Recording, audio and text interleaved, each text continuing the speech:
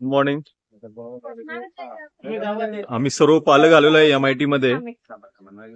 पण इतका सुंदर आतमध्ये लॉन वगैरे सगळं असून सुद्धा 20 एकराचा कॅम्पस असून सुद्धा आम्हाला पूर्ण उन्हामध्ये बसण्याची सोय केलेली आहे यांनी.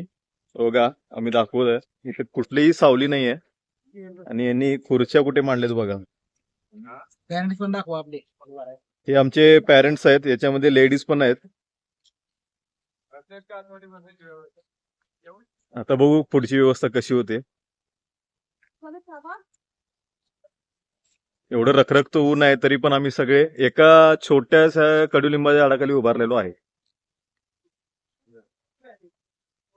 सगळ्या शाळा सर्रास पालकांना एक एक तास बाहेर फुटपाथवर उभं करतात.